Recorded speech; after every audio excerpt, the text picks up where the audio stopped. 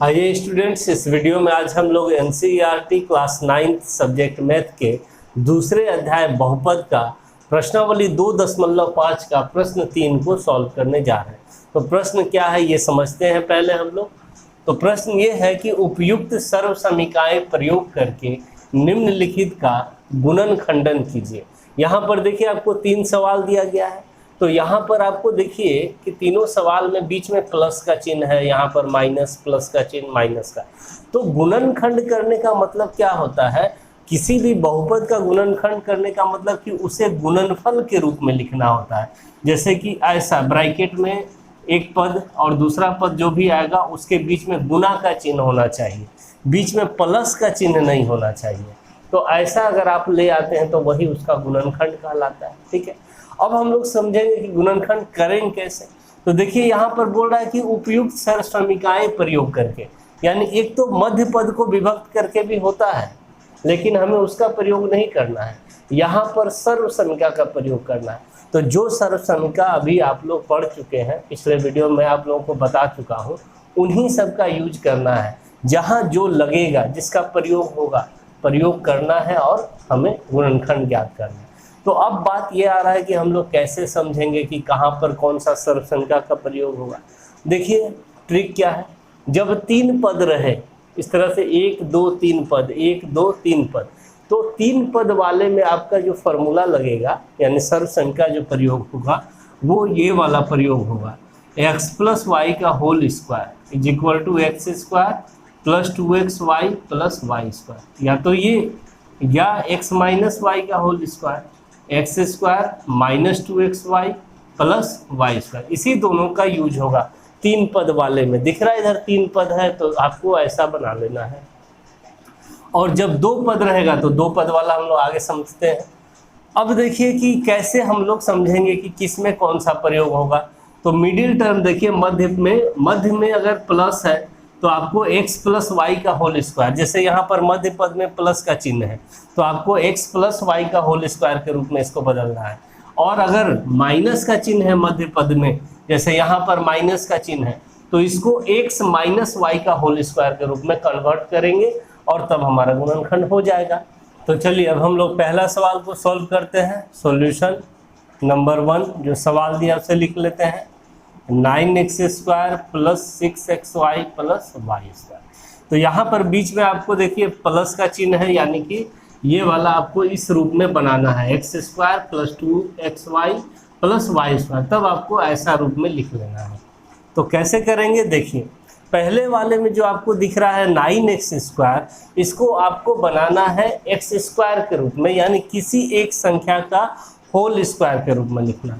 अभी यहाँ सिर्फ x पर स्क्वायर है, 9 पर तो स्क्वायर नहीं है।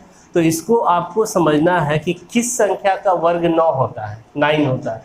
तो 3 का वर्ग 9 होता है, क्योंकि 3 × 3 कितना होता है, 9 होता है। तो इसको हम लोग लिख लेंगे 3x का होल स्क्वायर, क्योंकि 3x × 3x करेंगे तो 9x² हो जाएगा। अब इधर आ जाइए b वाले पे, अभी बीच में जो है 6xy उसको छोड़ते हैं, आप लोग का और क्लियर हो जाएगा। यहाँ पर आपको देखिए y² चाहिए, तो y² के रूप में है ही y², तो y² हो गया। इस तरह से आप समझिए कि इस बार x के जगह पे 3x है और y के जगह पे तो y ही है। इससे अगर मिलाते हैं तो हमें बीच में क्या चाहिए, 2 × x × y चाहिए। तो ये जो 6xy है इसको 2 × x × y के रूप में लिख सकते हैं हम लोग आसानी से। देखिए 2 × x जो है आपका 3x है और y ही है, तो बन गया देखिए 6xy, 3 दूना 6 गुना x गुना y, 6xy, ये बन गया 2 × x × y। तो ये आपका कंप्लीट फॉर्मूला में बन गया। तो इसे अब हम लोग क्या लिख सकते हैं, x + y का होल स्क्वायर लिख सकते हैं। तो x के जगह पे क्या है 3x और y के जगह पे क्या है y, तो 3x + y का होल स्क्वायर। और किसी भी संख्या पे स्क्वायर का मतलब क्या होता है, उसी संख्या का खुद से 2 बार गुना, यानी कि 3x + y × 3x + y। और देखिए हम लोग इसका गुणनखंड करके 2 पदों के गुणनफल के रूप में लिख दिए। यही हमारा गुणनखंड कहलाता है, यही आंसर हो गया। ठीक है, इसे नोट कर लीजिए। अब हम लोग दूसरे सवाल को सॉल्व करते हैं। तो चलिए नंबर 2 सॉल्यूशन। दूसरा सवाल है 4y² माइनस 4y प्लस 1। तो यहाँ बीच में माइनस दिख रहा है, यानी कि इस पर बनेगा x माइनस वाई का होल स्क्वायर में आएगा। सबसे पहले तो आपको ये दोनों निकाल लीजिए, x² y²। यहाँ क्या है, तो यहाँ 4 जो है कौन सा संख्या का वर्ग है, 2 का, क्योंकि 2 गुना 2 4 होता है। तो इसको हम लोग लिख सकते हैं 2y का होल स्क्वायर, क्योंकि 2y इंटू 2y करेंगे तो 4y² हो गया। मिडिल में जो है उसको अभी छोड़िए, लास्ट में जो है आपको देखिए क्या चाहिए, y² चाहिए। तो यहाँ पर संख्या क्या है, इस बार 1 है, तो आपको स्क्वायर के रूप में लिखना है। तो 1 को हम लोग 1 का स्क्वायर लिख सकते हैं कि नहीं, लिख सकते हैं, क्योंकि 1 का स्क्वायर का मतलब 1 ही होता है। तो इस तरह से आपको x² भी मिल गया और y² भी मिल गया। जहाँ x के जगह पे इस बार 2y हो गया और y के जगह पे 1 हो गया है, यही हो गया। अब इसको आपको बनाना है 2 इंटू x इंटू वाई।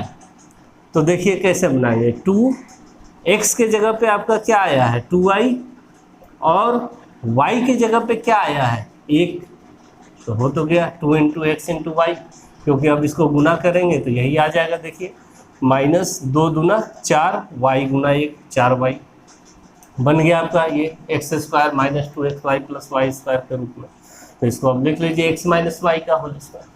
तो x के जगह पे 2y है और माइनस y के जगह पे आपका क्या है 1 है, तो 1 का स्क्वायर कर देंगे और फिर स्क्वायर है तो 2 बार लिख लेना, 2y माइनस 1 और ये 2y माइनस 1। यही आपका आंसर हो गया, गुणनखंड हो गया। चलिए अब हम लोग तीसरे सवाल को समझते हैं। तो आइए अब हम लोग तीसरे सवाल को सॉल्व करते हैं। तीसरा सवाल है आपका x² माइनस y² बाय 100।